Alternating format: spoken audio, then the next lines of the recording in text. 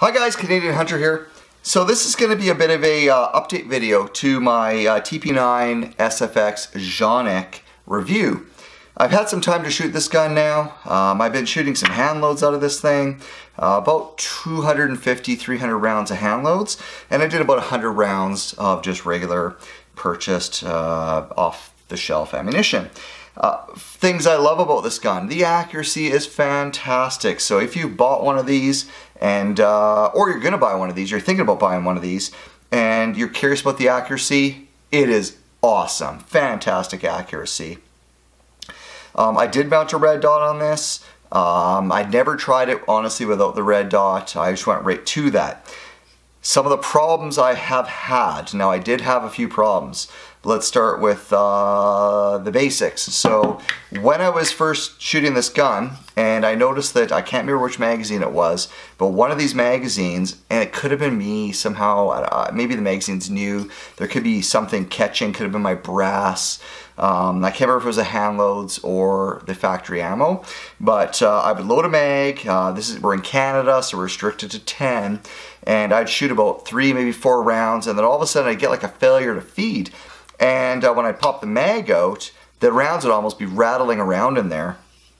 And it's almost like the spring here was being held, maybe it popped up, the rounds just didn't, well, the rounds weren't coming with it. I don't know, it was weird. It was like it was being caught up on something. It wasn't feeding. Anyway, I had that a couple times initially, but I've shot it quite a bit since, and I've had really no issues after that one time. That was the first day out with it. The second problem I had with this gun was with mounting the red dot. I forgot to mention it in my first video, the unboxing video, but they do ship you 4 base plates to mount a red dot. And the Venom happens to use the #1 base plate. And it's really hard to show you, but there's 2 screws that sort of hold this in place, and there's a couple sort of notches that it sits in. It's a really secure system that it sits in. But one of the screws, and unfortunately one of the ones I needed, there's actually 4 screws under this base plate, but 2 that the Venom are going to use. One of those screws had a machining problem or something with it. Not the screws, sorry. Where the screw threads into. The machining had a problem. So really I'm using 1 screw to hold this red dot in. Plus it is, again, it's being held by, it sort of sits in here and clicks in, and there's like 2 grooves it sits in, 2 round grooves. So it's in there pretty good. But I'm still dealing with that with Marstar Canada, who I bought it from. And I have to put a shout out to Marstar Canada. I talked to John at Marstar. This guy's fantastic. He was very understanding. He was, okay, I'm on this, I'll figure this out. You know, he's like, email me. You know, I said, I have read other people online have sort of had this similar problem with, of all things, the #1 base plate. And he said, yes, please, you know, send that, and I'll talk to Canik and we'll figure this out. So we're still kind of dealing with that, but you know, he's really good. You know, he sends me email updates saying, you know, I've emailed them, I'll email them again, I haven't heard back in a couple days, things like that. So again, big shout out to marstar.ca.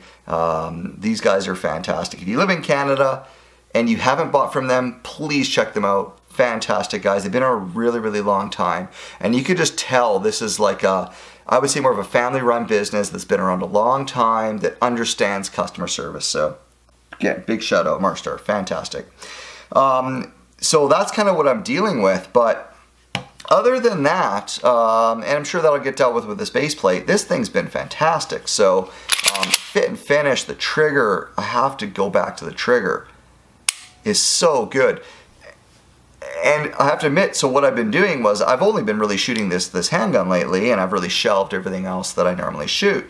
So I wanted to do a bit of a comparison. So about a week ago, I went to the range, I took this with me, put about 50 rounds through it, and then I pulled out my Ruger SR9, loaded up some of my new 9mm hand loads, and it shot okay, but the first thing I noticed was how much better the trigger is on this compared to any other gun I've ever shot. And I'm going to try to show you again, but the reset on this, so I've pulled the trigger all the way back, and that reset is so short and so audible, and then the trigger pull again is so light.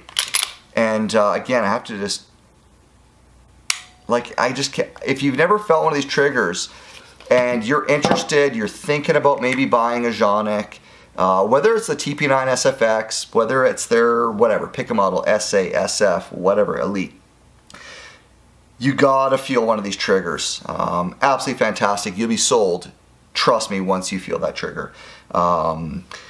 But that's kind of it. This is really just a quick update. I had a few people ask me after I had my unbox video, you know, how it is, and I said, well, there's been some issues.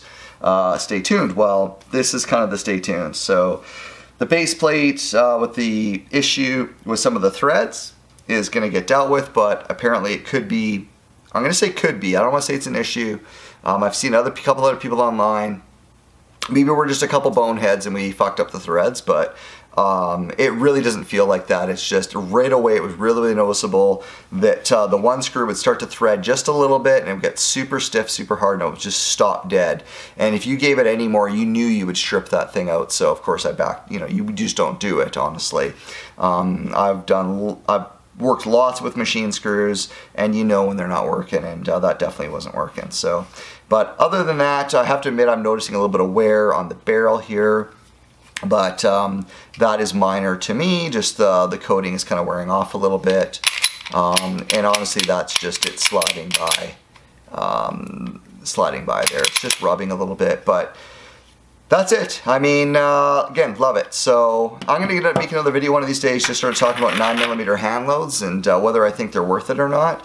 I managed to make it, I think, worth it, but I'll get into that and how I did that and how I managed to reload 9mm quite affordably without, you know, collecting lead and, you know, making my own actual bullets. I mean, in short, I bought super bulk and collected a lot of brass, but I'll get into that. I'll do a video about that. But for now, Canik TP9SFX with a red dot. Still shoots great even though the one screw's missing. It doesn't affect it. It's notched out, so the way this red dot sits in here, those screws really just sort of hold it in place. They're not super crucial other than just to hold it from flying off. So even one screw works totally fine. Trigger's amazing on this thing. Like I say, did have an issue with one of these magazines feeding rounds initially, but that went away. I haven't had an issue since. That was just on the initial shoot of it.